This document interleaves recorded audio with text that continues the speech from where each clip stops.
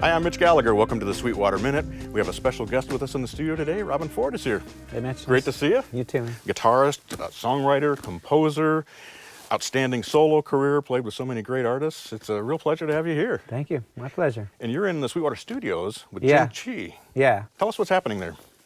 Well, Jing Chi is basically just a recording band consisting of Vinnie Colaiuta on drums and Jimmy Haslip on bass and myself. And we've made 3 records in the past. We did one little bit of touring. We went to Japan with Jing Chi because the Japanese, you know, we all have like a lot of fans in Japan, you know, so, and it's always a pleasure to go over there. Sure. So we did a week in Japan. And we also did 4 or 5 days up in Oakland, a club called Yoshi's up there, where we recorded one of the records live. Right. Yeah, so 1 live album, 2 studio. This is our 4th record. And it's just going great. You know, we're having such a wonderful time here at Sweetwater. The studio's magnificent. Oh, thank you, yeah. Great engineer, great vibe around here, cool people, you know. Everything has just been delightful, you know. Awesome, awesome. So we're glad getting to- great results. That's great. I can't wait to hear what comes out. That's going to be fun to listen to. Yeah, it's just tracks right now, so Right. you don't exactly hear songs yet, but Right. So how does the process work putting together music for a project like this? Do you come in with charts all laid out? Do you have a riff? Do you improvise? How does that work? well, the first and I mean, like the live album was, we were playing music from the first album basically, but on the first 2 records, the studio records, everybody brought music. We also just got together and jammed. Particularly on the first record, we spent a couple of days at Vinnie Colaiuta's home studio and just jammed. And then, you know, would find things we liked, and then we just sort of construct it, you know, Right. Frankenstein style. The second studio record was a little bit more composed, you know. Individuals brought music, Right. much more so. And with this particular one, so far I'm providing most of the music, which is, you know, when I do a record, I like to just set aside 3 months and write. That's my style. That's my chosen way of doing it. Right. We didn't have a ton of time, you know, this time around. So I write all the time, you know. I mean, I'm always writing songs.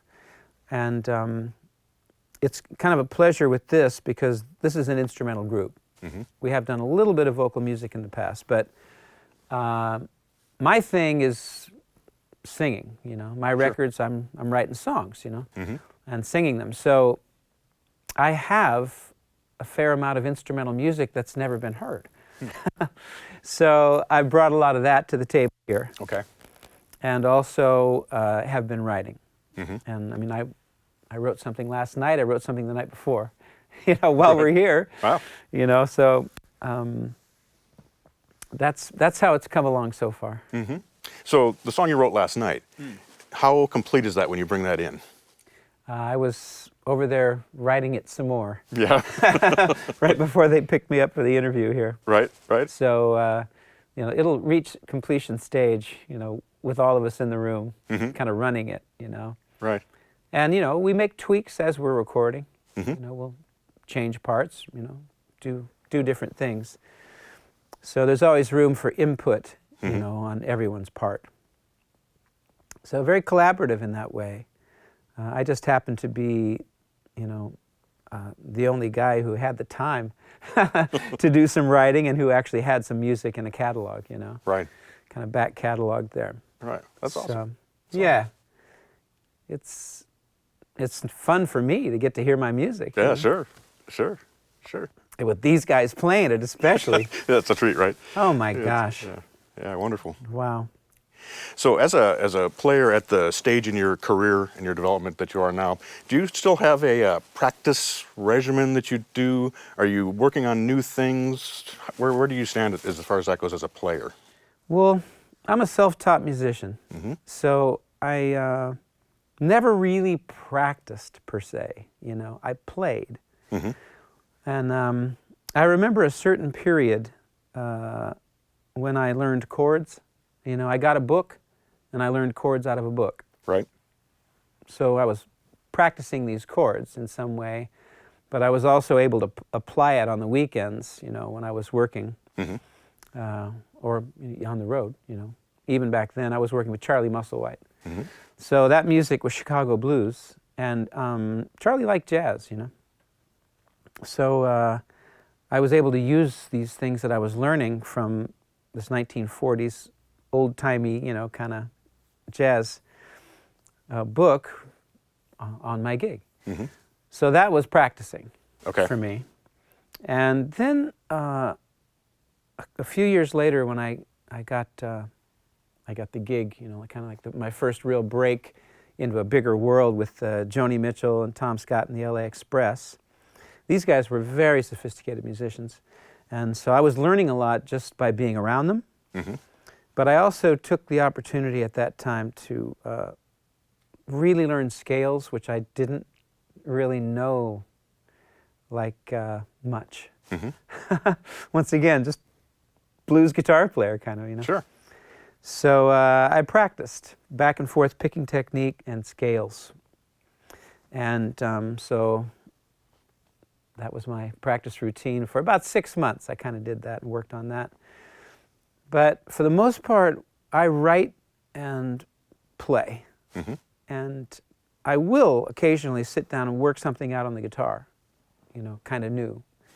But for me, the most important thing is to have something to play. If you don't have anything to play, you know, where can you exercise these things?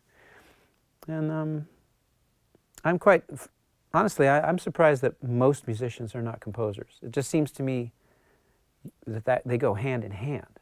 Right. You know, it's your opportunity to create an environment to do your thing in, rather than, okay, now I'm playing with this person, now I'm playing with that person.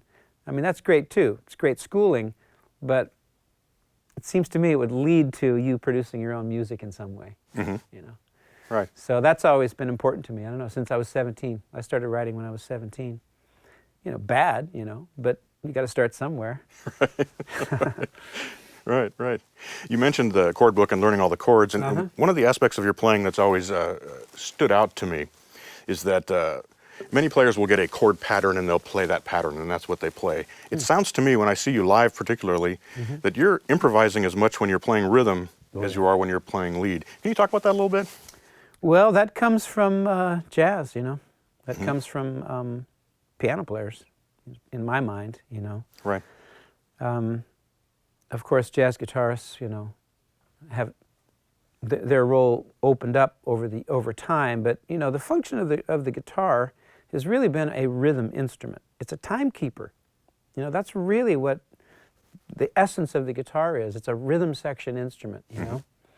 So, and I listen to jazz, and quite frankly, I'm not a big fan of the electric guitar, except in the context of the blues. Like, that to me is where the electric guitar really says something special and almost necessary, you know? Right. But records I listen to, I don't listen to guitar players, you know? So the influence really came from listening to Herbie Hancock and people like that, you know? Playing with Miles Davis, you know, or McCoy Tyner with John Coltrane. That is the function, you know, or the way I was influenced by in my rhythm playing. Comes a lot more out of that. And I kind of came full circle back around to the guitar as a rhythm instrument in a more traditional way. But, you know, I sometimes feel like my whole path has been deconstruction, you know. And the way to play is don't play any wrong notes. You know, so I'm not trying to play more notes, I'm trying to play no wrong notes.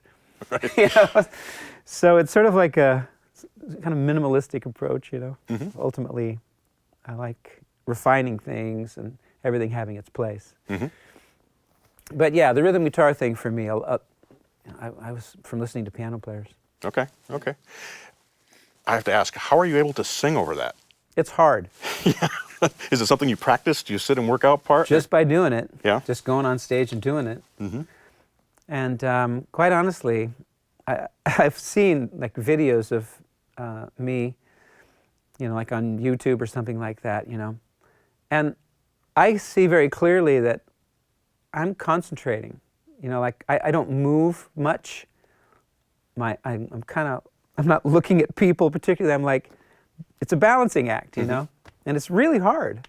Right. I really do not advise it. I highly recommend don't do what I do, because it's just like, pardon my French, but and I also feel like I'm not giving enough attention to the vocal, you know, because the guitar is my thing, and I'm so attuned to, you know, habituated, you know, to getting this right here, you know. So it's actually, I think, held me back as a vocalist, because I can't give the vocal my 100% delivery. You know, it's kind of split. Right. So it's a bit of a quandary, you know. There's nothing I can do about it. Sure, it's a balancing act. I'd like to have a singer, you know. I just haven't found that person yet. Right. Right. So as a lead player, one of the hallmarks of your style is the use of the diminished scale as you move from, in a typically a 5-1 type of relationship, whether you're going to the 4 or going back to the 1. Yep. Where did that come from in incorporating that in the blues? Because you don't hear that so much in a lot of the real traditional blues Certainly kind of not, things. no, not So in what traditional. led you to incorporate that back in? Well, when I was playing with Charlie Musselwhite, we split the bill with Larry Coryell, who recently just passed away. I was a fan of Larry Coryell already, and I'd seen him play live with the Gary Burton Quartet, you know, like really early in the 60s. And I wanted to be Larry Coryell at that time, you know, this hip-looking dude, you know, playing a Super 400. Right. So I had a Super 400. Actually, I had an L5. I later got a Super 4. But we were, you know, I would listen to his sets, and I asked him at one point, you know, what's all that out stuff you play? You know, which is a question I get, you know. Right. Classic question, you know, when you just don't know how to hear that, you know. It's not out. It's just you don't know how to hear it yet. Right. So he said, well, I use the half-step, whole-step scale. I said, half-step, whole-step scale. And I went home, and I went, no, do, do. I learned the scale. I made up one lick. And something in it I noticed about it reminded me of Miles Davis. Because Miles had no problem hitting a flat 9 right on a dominant chord, you know. Right. It's like, okay, I hear that, Right. you know, and I like that. I know that I like that. So for me, it was not, I wasn't treating it as an altered 5 chord. It was a tonic, you know, right on it. And that's the beauty of that scale, and the reason I've kind of worn it out, you know, like, I mean, I don't mean worn it out, I use it a lot. Sure.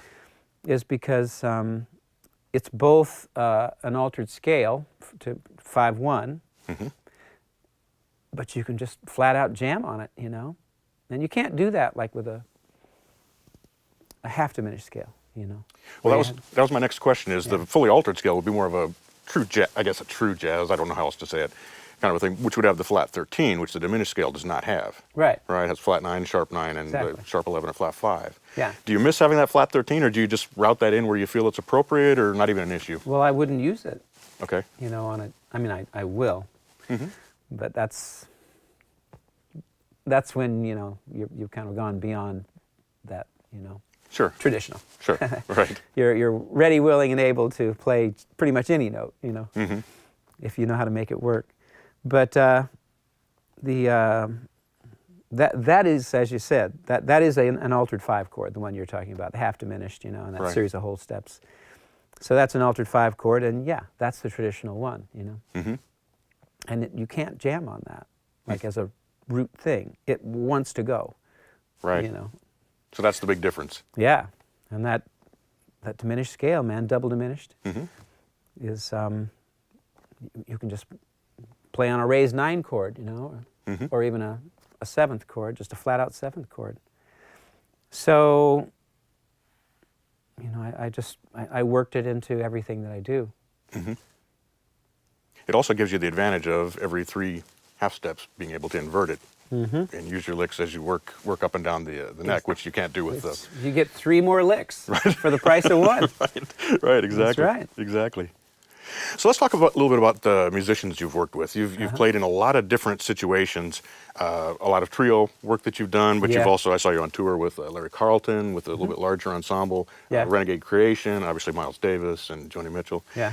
How does being in those different environments affect what you play, both rhythmically, as a rhythm player and as a lead player?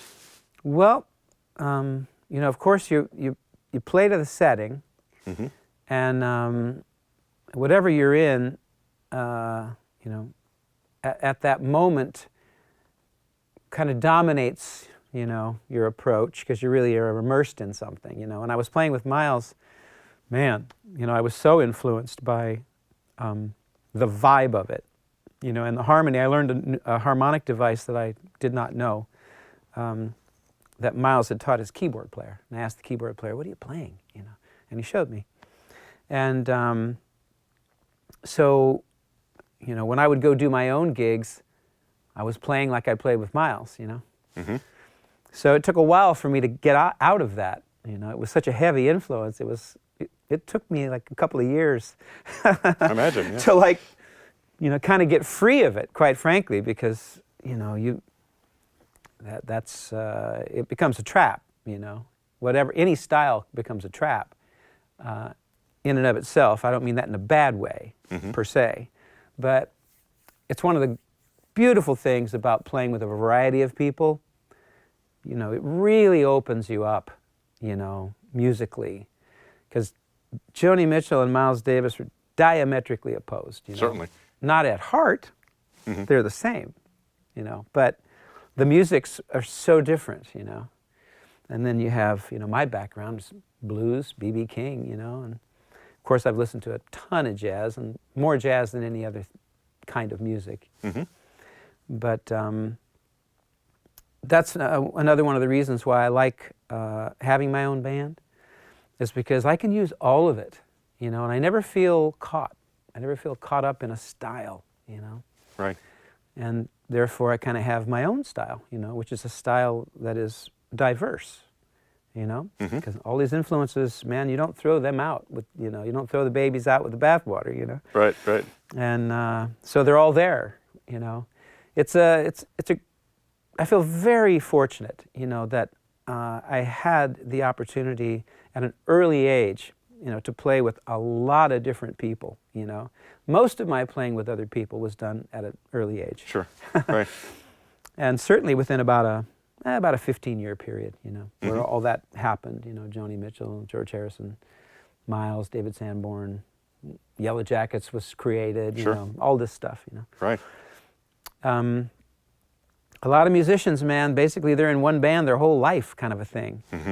They don't know what it's like. And to play with somebody that brilliant, I mean, you know. I mean, that was the best period in my life, was playing with Joni Mitchell. The first year I worked with Joni Mitchell was the best musical experience I've ever had in my life, on every level. Wow. You know? Wow. And Miles was like a dose of a particular thing that was really important and influential to me, you know. And I learned some in that situation. But with the LA Express, man, I mean, we were really hanging. I lived at Tom Scott's house, you know, like when we weren't on the road.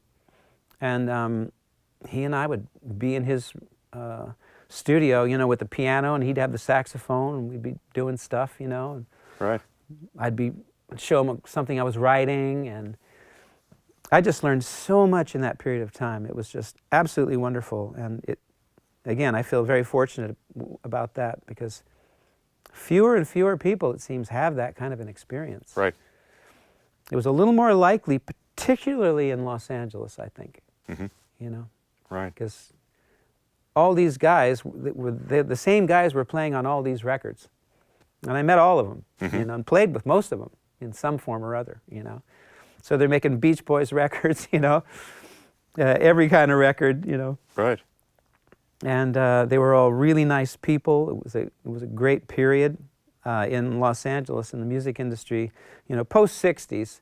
60s, I think, was, you know, kind of the ultimate thing. Sure. But by the 70s, jazz was, you know, more influencing all music, and that's when, bands like Weather Report appeared, and Chick Corea and Return to Forever, and jazz actually had a large following, in those days. So Right.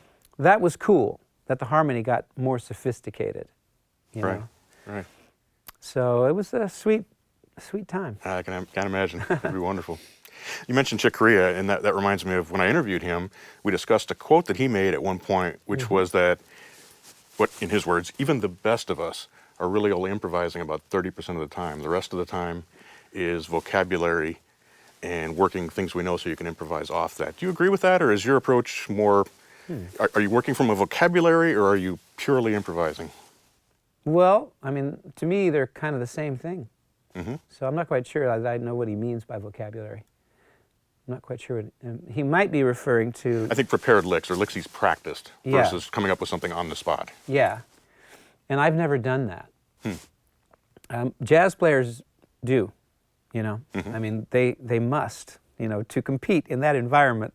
You have to practice and practice, and, all that stuff is, written out and transposed into other keys, and, those are the real musicians, man. I'm a blues guitar player, So I have a blues vocabulary that I play with, and I have an understanding of fundamental harmony. So, hence, I can use altered scales, for instance. Sure. But beyond two, there's three altered scales, basically, right? Beyond that, you've got the white keys of the piano. You've got basically C major, and the modes. That's it. Right. That's all I got. Pentatonic scale, the major scale, and a couple of altered scales. That's plenty. Chick Corea's got, whoo! Right, right. My God. Right. So yes, he's playing all kinds of things that, I mean, I only admire, that. Sure. I'm not that good. I don't know. So, talking about this period when you went through with all these musicians, being in bands with them, watching leaders like Miles or Joni. Yeah. How did that influence when you went to put your own bands together and you're selecting musicians? Did it affect how you chose musicians, or what do you look for in musicians? Yeah, that's a good question. Nobody ever really addresses that. But versatile. You want versatile players. And there are times, I think, when it would be nice to have somebody who comes right out of a particular tradition and that's the way they play. But my music is kind of all over the place, So I need guys who are versatile. That's the most important thing. And, so choosing musicians, I don't have the luxury to just go, I think I'll have that guy, So there's timing is important, and, Sure. Willingness and whatever. I'm pretty lucky, because one of the things that I do with my music is I make sure that everybody gets to play. Nobody arrives to provide a function, Okay. So I give them a lot of room. So the guys who work for me have a good time, and they always get along. There's a lot of like-mindedness, and musicians fundamentally are children, And so, you get the right guys in the playground, and, you toss the ball around, Right. So, yeah, I need versatile guys, and I make a point of making sure that they get to express themselves, feel loose and free. Right, right. Nice, nice. Yeah.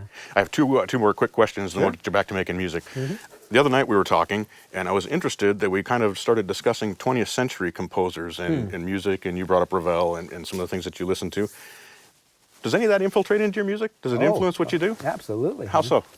Well, for me, particularly Ravel, because he's the beautiful melody guy for me, So I'm influenced by him in that way, And I like, when I play, I'm not playing licks. I have some licks, sure, but like 4 or 5, So I mean, I kind of call my style finger painting, So just kind of moving notes around, Sure. And so that is, certainly in the heat of the moment, that's where I would reference that influence. Mm-hmm. Would be his melodic sense, you know. Him and Klaus Ogerman. Are you hip to Klaus? No, I'm not. The only reason I am is because he did a record with Bill Evans called Bill Evans with Symphony Orchestra. And Klaus orchestrated and arranged classical pieces for jazz piano, you know, with the orchestra as well. Mm-hmm. It's a beautiful record. And Klaus's sense, he's a great composer, and his sense of melody also, excuse me. And then beyond that, it would be, you know, using more sophisticated harmony in chord choices, you know. Mm-hmm. I mean, like, I definitely am like, you know, I would like it to sound like that part of that Ravel piece, or, you know, Stravinsky I used to be, you know, like really into, but I kind of moved away from that. But, you know, when you have time to like go, you know, that sonic palette or that chord, Mm-hmm. you know, and use it in your own music, you know. Right. This is one of the things that I feel kind of good about in terms of my own music, is that, you know, we do use these things. We do use these devices, you know, in a rhythm and blues band. Right. And that's kind of unusual. Yeah, well, it's definitely unique, and it brings a fresh perspective to what you do, which is awesome. To a blues band, right? Yeah, that's awesome. So That's awesome. thank you. I dig that. Sure, sure. So my final question, and I always ask this when I have a master musician like yourself here. You've worked with so many great musicians through the years. What is it that makes a great musician? Wow, because there's different ways in which musicians are great. You know what I mean? So Sure. like B.B. King's great in one way, you know, and Bill Evans is great in another, you know. Mm-hmm. But it would have to be, I guess, a great passion for music itself, you know. Mm-hmm. Like a love of music, you know, is what makes a great musician. Like, you know, you almost can't get enough of it, and also that you want to do something new, because there are musicians who are, you know, their expertise on their instrument, their facility, you know, is far beyond mine, you know, but I don't want to hear them. So is that person a great musician? Maybe. I don't know. Right. But if I don't want to listen to it, it just makes me wonder, what am I missing here?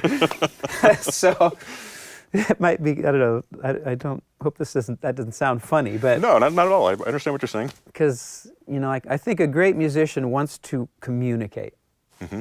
A great musician, his first interest isn't to impress. Okay. His instinct is to communicate.